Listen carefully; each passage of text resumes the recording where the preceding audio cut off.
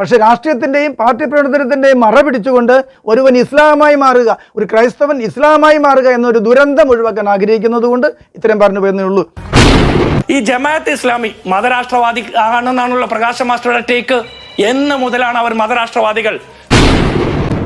പിതാവേ അങ്ങയുടെ രാജ്യം വരണമേ എന്ന് പറഞ്ഞാൽ അത് ക്രൈസ്തവ ഭരണമരണമെന്നല്ല അതിന്റെ അർത്ഥം. അതുപോലെ തന്നെ ഈ മതവും രാഷ്ട്രീയവും രണ്ടായി കാണാനുള്ള സാമാന്യ ബോധം പോലും ഇല്ലാത്ത ആളുകൾ.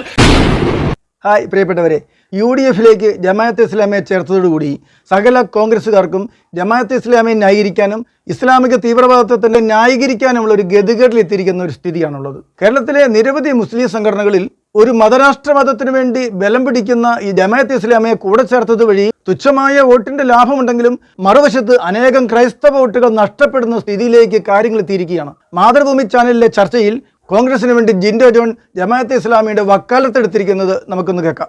മതരാഷ്ട്രവാദം എന്ന ഇസ്ലാമിസ്റ്റ് തീവ്രവാദത്തെ വളരെ നിസ്സാരവൽക്കരിച്ചുകൊണ്ട് അങ്ങയുടെ രാജ്യം വരണമേ എന്നൊരു ക്രൈസ്തവൻ പ്രാർത്ഥിക്കുന്നതിന് തുല്യമാണത്, അതിനപ്പുറമുള്ള യാതൊരു ദോഷവശവുമില്ല, അതുപോലെ നല്ലതാണ് എന്ന് ന്യായീകരിക്കുന്ന ജിൻഡോ ജോണിന്റെയും എല്ലാ കോൺഗ്രസ് നേതാക്കന്മാരുടെയും ദുരവസ്ഥ ഒന്ന് മനസ്സിലാക്കുക. ഇനി ഞാൻ